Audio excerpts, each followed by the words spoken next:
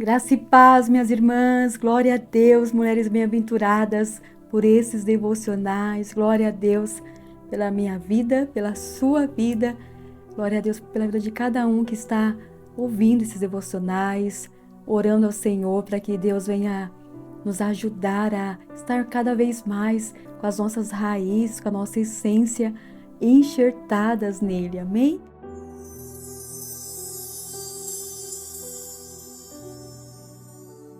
E hoje nós vamos para mais um dia de devocional para a honra e glória do nosso Senhor.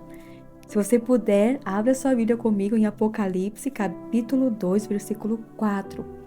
Hoje nós vamos falar um pouco sobre perder a essência. Então, se você puder abrir, ou então ouça a palavra do Senhor. Diz assim: Tenho, porém, contra ti, que deixaste o teu primeiro amor. Aqui, Jesus ele fala ao apóstolo João, à igreja de Éfeso, ao anjo da igreja de Éfeso, porque a igreja de Éfeso ela tinha perdido seu primeiro amor. E hoje nós vamos falar sobre o tema a essência perdida. Quero ler um trecho do devocional que diz assim: Voltar atrás é difícil, isso porque costumamos associar essa decisão a um retrocesso, pelo menos sob a ótica humana. Pela perspectiva do céu, você sai ganhando quando voltar atrás significa corrigir o rumo. Aqui, a igreja de Éfeso, ela não tinha mais aquele paixão por Cristo, ela não tinha mais aquele amor, ela abandonou as primeiras obras. E o conselho de Deus para nós, quando a gente perde o primeiro amor, o que é perder o primeiro amor? É perder aquela paixão por Deus, aquela paixão por servir a Jesus. Começa a fazer as coisas de qualquer maneira, a ter uma vida espiritual de qualquer maneira, não se importando com o que Jesus está pensando sobre os pensamentos que nós temos, sobre as nossas falas, sobre as nossas amizades, sobre as nossas alianças. Então, a essência começa a ser perdida no tempo. E nós precisamos tomar muito cuidado, porque ninguém deixa o primeiro amor do dia para a noite, de um dia para o outro. Não, isso vai sendo aos poucos, através de pequenas concessões, através de pequenos atos, porque ninguém tropeça numa rocha enorme. A gente sempre tropeça em pedras pequenas, sempre tropeça naquilo que de forma desapercebida não vemos à nossa frente, porque é algo muito grande, não tem como a gente ficar desapercebida. Então nós precisamos tomar muito cuidado para que a nossa essência não seja perdida. E às vezes essa essência não é só na nossa vida espiritual, é em todas as áreas da nossa vida. Às vezes nós vamos precisar parar o que estamos fazendo, seja parar muitas vezes ministerialmente, parar muitas vezes de trabalhar tanto, porque às vezes tem pessoas que trabalham tanto e perdem a alegria de ter tantos momentos felizes com a família, tantos momentos felizes consigo mesma, porque só pensa em trabalhar. Só que para o céu, só que para Deus, quando nós paramos para voltar à essência, não é um retrocesso. Muito pelo contrário, é um avanço. É um avanço. Às vezes, alguém vai ter que parar de trabalhar um pouco para voltar a ter o privilégio de sentar-se à mesa com a sua família, o privilégio de poder fazer mais a obra de Deus. Às vezes, alguém vai ter que parar algo ministerial, uma corrida grande ministerial, porque faz a obra, mas não busca o dono da obra. Não tem tempo de oração, não tem tempo de meditação na palavra. E às vezes vai ter que parar todo o ativismo e parar para Deus. Não é pecado. Pecado é a gente continuar a andarmos uma vida louca, a andarmos uma vida sem propósito do céu, apenas um propósito terreno, sem o propósito do que realmente é simples. O que vale realmente a pena, minhas irmãs, é o que é simples, é o que não custa nada. Sentar-se à mesa com a família não custa R$1, mas é um dos maiores privilégios que uma pessoa pode ter. Fazer a obra de Deus não nos custa R$1, mas é um dos maiores privilégios que Jesus nos deixou. Poder fazer parte do reino dele, contribuir com a sua obra. Parar e descansar, às vezes, não vai nos custar nada, mas vai nos trazer saúde mental, saúde física. Conforme a gente vai ficando mais velha, mais madura, a gente vai entendendo que o que realmente vale na vida não custa nenhum centavo. Por isso que é importante, se você hoje percebe que a sua vida está perdendo a essência, está perdendo o primeiro amor, pare e resolva o que precisa resolver. Olha só o trecho do livro. Quando perdemos algo que faz parte da nossa essência, precisamos voltar para recuperar. O inimigo da nossa alma se aproveita dos lugares escuros para nos roubar. Você lembra daquela mulher que perdeu uma de suas dracmas dentro de casa? E ela acende a candeia e sai diligentemente procurando a dracma, a moeda que ela perdeu. E aquela moeda não tinha tanto a ver com o valor monetário, mas tinha a ver com o dote de casamento. Ela estava esperando o noivo dela, tão esperado, chegaria. E o que ela faz? Ela acende a luz. As trevas, o oculto, os segredos que guardamos é de jurisdição do diabo. Por isso que nós precisamos jogar luz nas trevas. O que é jogar luz? É confessar primeiro, confessar a Deus para que haja o quê?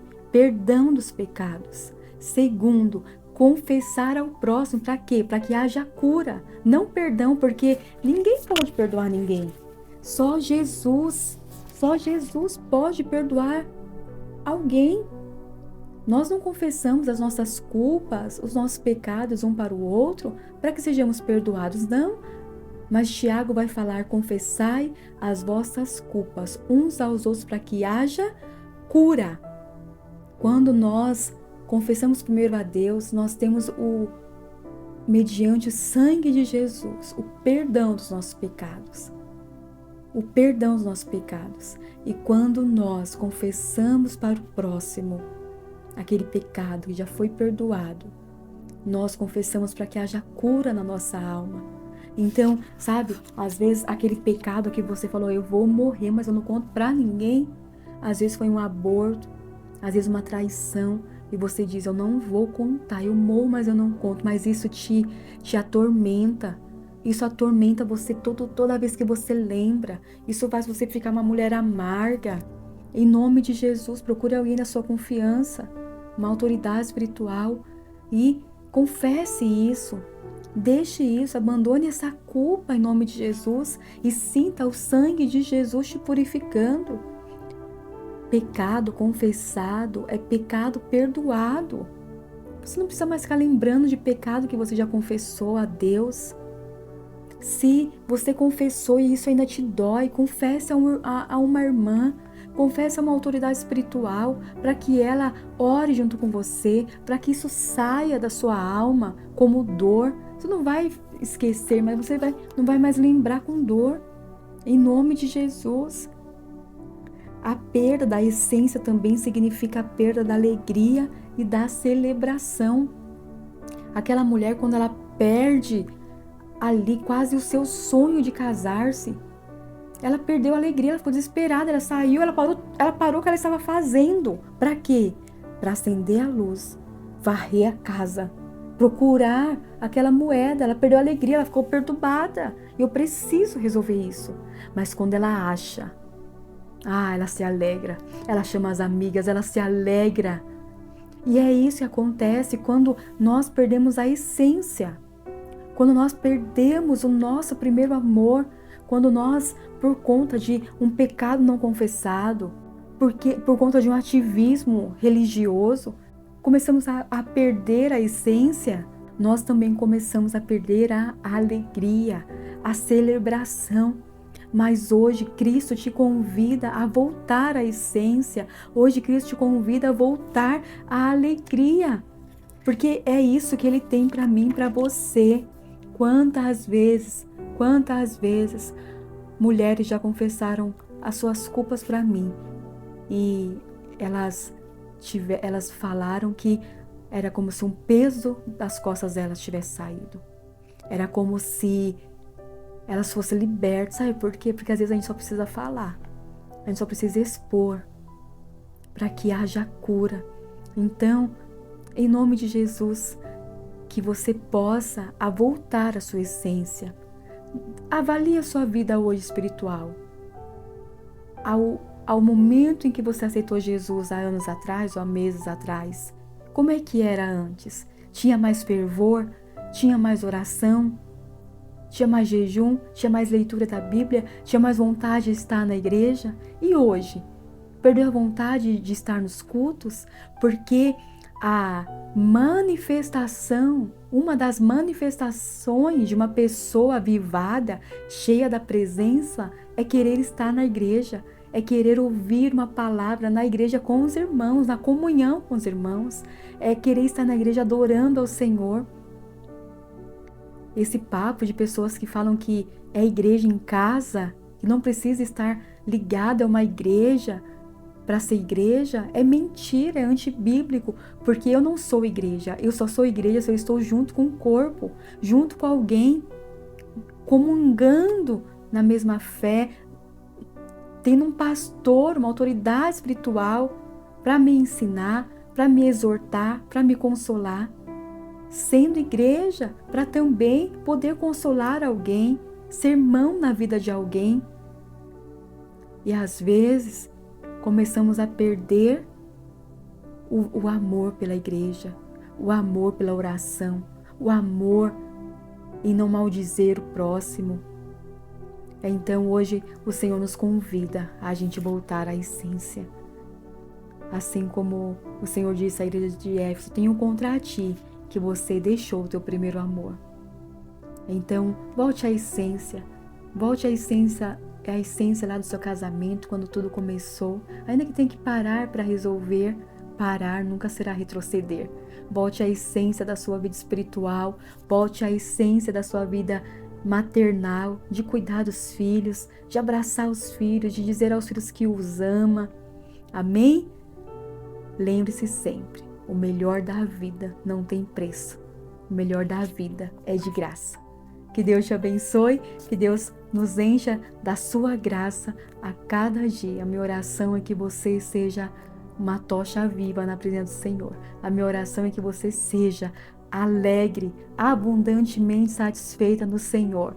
E nós só conseguimos isso no Senhor e mais em ninguém. Porque dele sempre jorrarão rios de águas vivas. Que Deus te abençoe, graça e paz, e até o próximo vídeo, se assim Deus nos permitir.